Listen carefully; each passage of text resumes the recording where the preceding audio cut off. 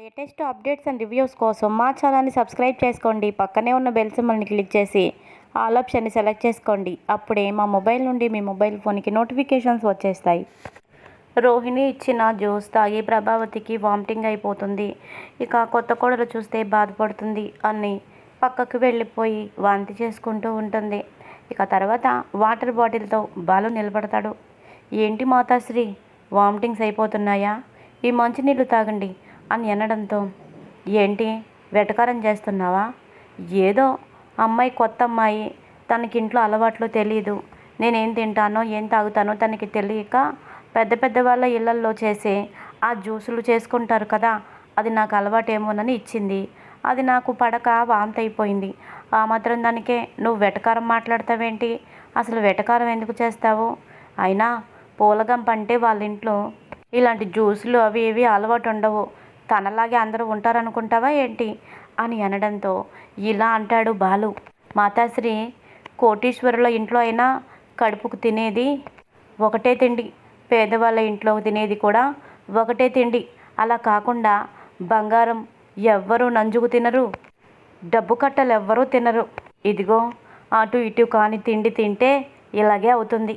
అయినా నీకెందుకు వచ్చిందే ఇదంతా? అసలే నీ ఆరోగ్యం అంతంత మాత్రం. ఇప్పుడు ఈ జ్యూసులు, ఈ కషాయాలు తాగి నీ ప్రాణాల మీదకి తెచ్చుకుంటావా ఏంటి?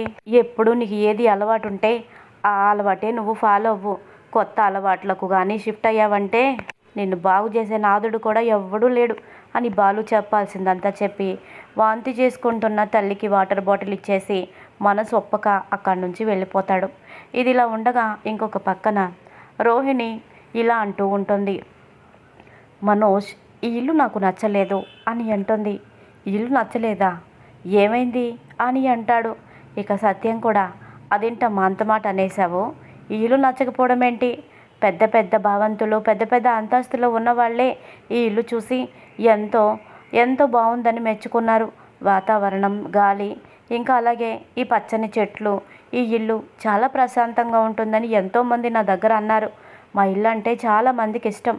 అలాంటిది నచ్చలేదంటావేంటి? నీకేం నచ్చలేదమ్మా అని అంటాడు. అంటే మామయ్య గారు, మిమ్మల్ని బాధ పెట్టాలని కాదు. మనం ఇంకా ఇంట్లో ఉండాల్సిన అవసరం ఏముంది? ఏం చక్క పెద్ద ఇల్లు రెంట్కు తీసుకుందాం. పెద్ద హాలు, చక్కగా కిచెన్, బెడ్రూమ్స్, టాయిలెట్స్ అన్నీ అన్నీ ఎంతో రిచ్గా ఉంటాయి. అలాంటి ఇంటికి షిఫ్ట్ అయిపోదాము. ఈ చాలని ఇంట్లో ఎందుకు? చూడండి, ఇక్కడ మేము కూర్చొని టిఫిన్ చేస్తుంటే మీరేమో అక్కడ కూర్చోవడానికే ఇబ్బంది పడుతున్నారు. ఇంత ఇరుకు ఇల్లు మనకు అవసరమా చెప్పండి అని అనగానే ఇక మనోజ్ ఇలా అంటాడు. నువ్వు చెప్పింది నిజమే, కానీ రోహిణి, బయట రెంట్లంటే చాలా ఎక్కువ ఉంటాయి. 40,000, 50,000 అంతంత రెంట్లుంటాయి. సొంత ఇల్లు ఉంచుకొని అద్దె ఇల్లు అవసరమా అని అంటాడు. ఏంటి మనోజ్, ఏం మాట్లాడుతున్నావు నువ్వు? సొంత ఇల్లు అని చెప్పి ఇంకా ఇందులో ఎంతకాలం ఉంటాము? అయినా ఇప్పటికే బెడ్రూమ్స్ లేకుండా ఇబ్బంది పడుతున్నాము. ఉన్నదేమో ఒకటే బెడ్రూము. పాపం అత్తయ్య గారు, మామయ్య గారు, బాలు, మీనా, మీ చెల్లెలు, అసలే పెద్దావిడ కూడా వచ్చి మేడ మీదే పడుకుంది. ఇలా ఉంటే ఎవరికి నచ్చుతుంది ఇల్లు? అందుకనే నేను ఓ మంచి ఇల్లు చూస్తాను, అక్కడికి షిఫ్ట్ అయిపోదాము. ఓ పెద్ద హాల్లో ఎంచక్క లగ్జరీ సోఫా సెట్లు వేసుకొని, మాడ్యులర్ కిచెన్లో చక్కగా వంట చేసుకొని, విశాలమైన బాత్రూంలో బాత్ టబ్బులు వేసుకొని, అది లైఫ్ అంటే మనోజ్, ఇలా కాదు అని అనగానే ఇక ప్రభావతి అక్కడికి వస్తుంది. అమ్మ రోహిణి, నీ ఆలోచనలు కూడా నా ఆలోచనలాగే చాలా రిచ్గా ఉన్నాయమ్మా. కానీ ఏం చేస్తాము చెప్పు? అంతంత అద్దులంటే ఎక్కడ కడతాము? ఓ, నాకు అర్థమైంది నీ ఆలోచన. మీ నాన్నగారు నీకేమీ ఇవ్వలేదు కదా, అందుకనే ఓ ఇల్లు ఇవ్వాలనుకుంటున్నారా ఏంటి? నువ్వు అలా చెబితే మేము ఒప్పుకోమని చెప్పి ఇలా చెబుతున్నావా అని అనడంతో, ఏంటి నేనొకటి చెప్తే ఏమా ఇంకొక దానికి వెళ్ళిపోయింది. కొంపదీసి అలాంటి భారీ ఎక్స్పెక్టేషన్స్ కానీ నా మీద ఉన్నాయా? నేనేం చేస్తాను? ఏమీ చేయలేను. ఇప్పుడు ఏదో ఒకటి కవర్ చేయాలి అని చెప్పి, అత్తయ్య గారు, మా నాన్న అలా ఇస్తే నేను తీసుకుంటానా ఏంటి? మీకేం తక్కువ? మీకేం చేత కాదు? ఆయన ఇస్తే తీసుకొని మనం అందులో ఉండాల్సిన అంత కర్మ మనకేమీ పట్టలేదు. ఆయనకి ఉంటే ఆయన ఉండనివ్వండి, ఆయనని 10 సార్లు తిననివ్వండి. అంతేకాని ఆయన ఇస్తే తీసుకొని మనం అనుభవించేంత దుస్థితిలో అయితే లేము అని అంటుంది. ఇదేంటి ఈ అమ్మాయి మరి ఎంత పట్టుదలకు పోతుంది? కన్న తండ్రే కదా, ఏదో పరాయి వాళ్ళతో పట్టుకుపోయినట్టు అంతా జింక బంకలాగా పట్టు కూర్చుందేంటి అని మొహం అదోలా పెట్టి, మరి నువ్వు చెప్పే ఇల్లు చాలా ఎక్కువ రెంట్లు ఉంటాయి కదమ్మా అని అంటే, ఏం పర్వాలేదు, తల కాస్త వేసుకుందాము, ఈ ఇంట్లో అయితే వద్దు అని అనడంతో ఇక బాలు మీనా వస్తారు. ఏంటేంటి, ఈ ఇంట్లో ఉండడం నచ్చడం లేదా? ఈ ఇంట్లో ఉంటే ముద్ద దిగడం లేదా? అలా అయితే ఏం చక్క బయటికి చెక్కేయచ్చు. మీరు కావాల్సిన ఇంట్లో మీరు విలాసవంతమైన జీవితాన్ని గడపచ్చు. మేము మాత్రం ఎక్కడికి రాము. ఈ ఇంట్లో ఉండాలి అనుకునే వాళ్ళు మాతోనే ఉండాలి. లేదు విలాసాలు కావాలి అనుకుంటే ఎంచక్కా వెళ్ళిపోవచ్చు. అప్పు చేసి పప్పుకూడు మీ కోడలు పెడతానంటుంది. వెళ్ళి తినండి మాతాశ్రీ గారు అని బాలు అంటాడు. ఇక మీనా అంటుంది, ఏమైంది రోహిణి, నీకు అలవాటు లేదు కాబట్టే ఈ ఇల్లు నీకు అలా అనిపిస్తుంది. నీకు అలవాటైన తర్వాత ఈ ఇల్లు నీకు కన్న తల్లిలాగా అనిపిస్తుంది. ఈ ఇల్లు విడిచి ఎక్కడికి వెళ్ళాలనిపించదు. చూడు ఎంత చక్కటి వాతావరణం, ఎంత హాయిగా ఉంది, ఎంతో బాగుంది. ఇరుకు అనుకుంటే ఎలా? అందరూ మనవాళ్లే కదా. మనవాళ్ళు అంత దగ్గరగా తిరుగుతుంటే ఇంకా మనకి బంధాలు పెరుగుతాయే కానీ బంధాలు దూరం అవ్వవు. మన వాళ్ళనే మనం విసుక్కుంటే ఎలా? పైగా మావయ్య గారికి ఈ ఇల్లు అంటే చాలా ఇష్టం. ఆయన ఎంతో ఇష్టపడి కట్టించుకున్న ఇల్లు. ఈ ఇంటి గురించి నువ్వు అలా మాట్లాడితే ఆయన బాధపడతారు.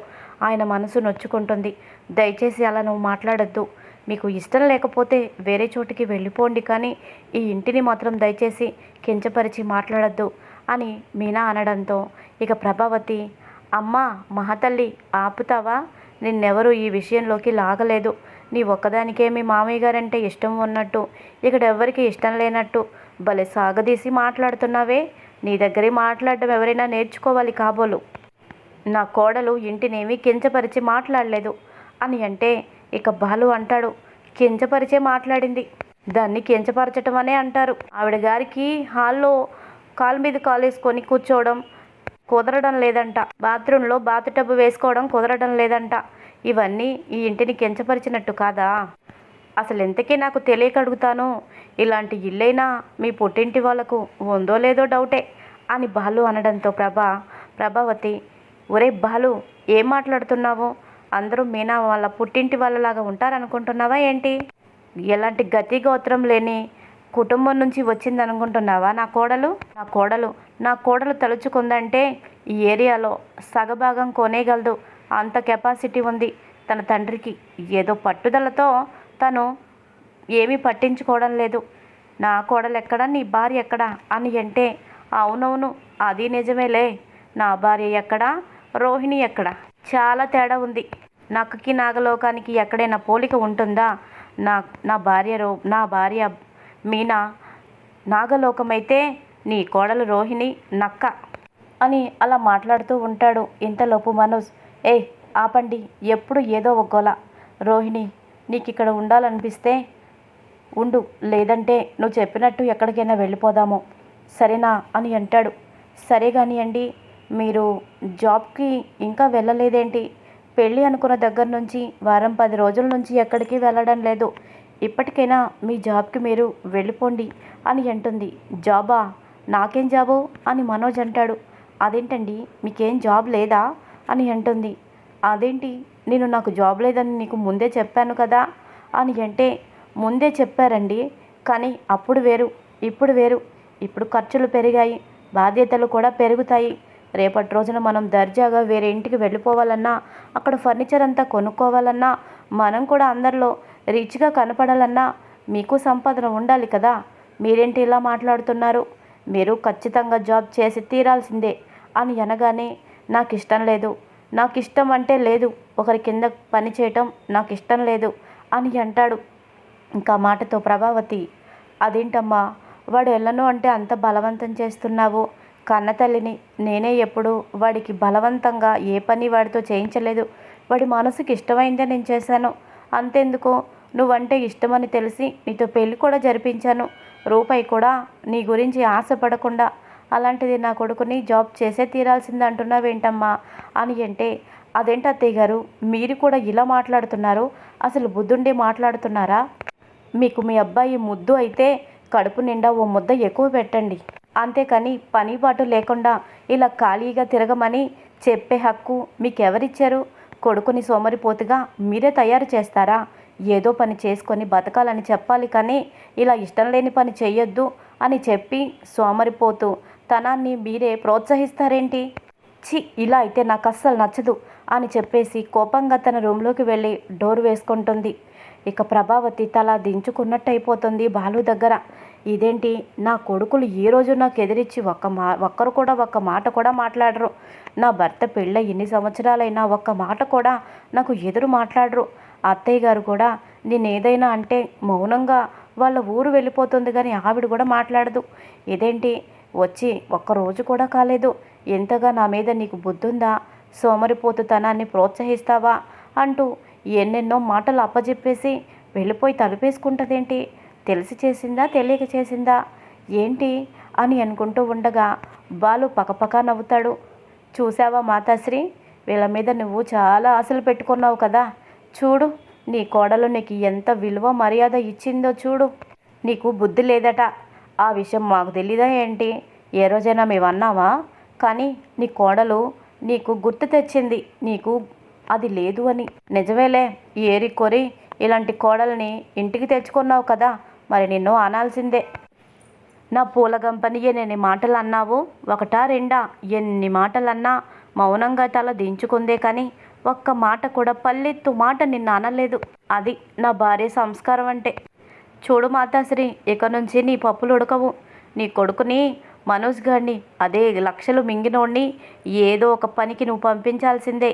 అవసరమైతే కార్లు తుడుచుకునే పనికైనా వాడిని పంపించాల్సిందే కానీ ఇంట్లో కూర్చోబెట్టి తేరగా మేపుతాను అంటే పొరపాటున రోహిణి అయితే అస్సలు ఊరుకోదు. ఇక నీ పని, నీ కొడుకు పని గోవిందా గోవిందా అని అంటూ ఉంటాడు బాలు. ఏయ్ ఆపు, నేనేదో మౌనంగా ఉంటే తను అన్న మాటలకు బాధపడుతున్నానని నువ్వెలా అనుకుంటావో? ఇష్టం వచ్చినట్టు మాట్లాడతావేంటి? అయినా బాలుకి రోహిణికి చాలా తేడా ఉంది. తను పుట్టింటి నుంచి ఏమీ తేలేదు, తను తినటానికి తిండి కూడా లేని కుటుంబం నుంచి వచ్చింది కాబట్టే నేను ఎన్ని మాటలన్నా పడుతుంది. కానీ రోహిణి అలా కాదు, కోటీశ్వరుల పిల్ల. వాళ్ళ ఇళ్లలో వాళ్ళు ఎప్పుడు బిజీగా ఉంటారు, అందుకని అంత సంపాదన పరులయ్యారు. ఇంటికి వచ్చేసరికి మనోజ్ ఖాళీగా ఉన్నాడని ఏదో కోపంతో అలా మాట్లాడింది. అంతేకాని నన్నేదో అవమానించాలని కాదు. వాళ్ళు డబ్బున్న వాళ్ళు కదా, వాళ్ళ తీరు అలాగే ఉంటుంది, వాళ్ళ మాటలు కూడా అలాగే ఉంటాయి. ఆ మాత్రం అర్థం చేసుకోకపోతే ఎలా అని అనడంతో సత్యానికి చాలా కోపం వచ్చి నోటిని కాండ్రిస్తాడు. ఇక వెంటనే బాలుకు అర్థమైపోయి, నాన్న నువ్వు ఎందుకు ఇలా చేస్తున్నావో నాకు బాగా తెలుసు. కొందరు మారరు నాన్న, వదిలేయటమే. వాళ్ళకి ఏదో ఒకరోజు కళ్ళు తెరుచుకునే రోజు ఖచ్చితంగా వస్తుంది. అప్పటి వరకు మనం ఇలా ఉండాల్సిందే, ఏం చేయలేం.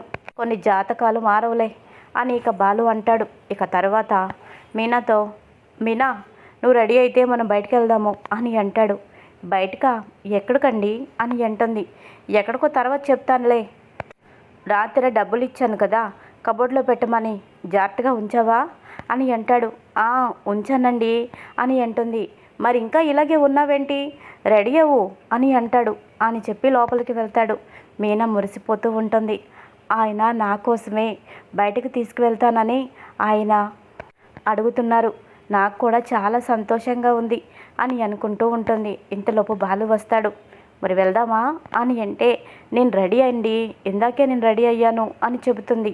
ఇంతకీ ఎక్కడికో మీరు చెప్పనే లేదు అని అంటే, ఎక్కడికంటే ఏం చెప్తాను, ఏ గుడికో ఎక్కడికో తీసుకువెళ్తాను అని అంటే, ఓ గుడికేనా, నేను ఇంకెక్కడికో తీసుకువెళ్తారేమో అనుకుంటున్నాను.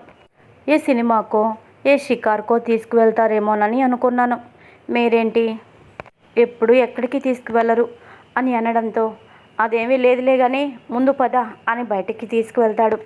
తర్వాత బాలు ఇలా అనుకుంటాడు, ఈ రోజంతా బాలుని బయట షికారికి తిప్పడమే. తను ఏది కావాలంటే అది, షాపింగ్ కావాలంటే షాపింగ్, సినిమా అంటే సినిమా, హోటల్ అంటే హోటల్, తనకి ఈ సిటీ అంతా తిప్పి చూపిస్తాను. పాపం మీనా పెళ్ళైన తర్వాత గడప దాటి ఎక్కడికి వెళ్ళనే లేదు. తన పుట్టింటికి వెళ్ళడం, లేదంటే ఇక్కడ పొద్దున్నుంచి రాత్రి వరకు పని చేసుకుంటూ ఉండడమే కానీ తనకి ఒక ఎంజాయ్మెంట్ అనేది ఏమీ లేదు. పాపం పూలగంపకి ఓ మనసు ఉంటుంది కదా, ఆ మనసుకి సంతోషంగా ఉండాలి అన్న ఆశ ఉంటుంది కదా, ఆ భర్తగా నేను తన సంతోషాన్ని కలిగించడం నా బాధ్యత కదా అని చెప్పేసి మనసులో అనుకొని తర్వాత పూలగంప గుడికి వెళ్ళి ఓ 10 నిమిషాల్లో బయటికి రావాలి అని అంటాడు.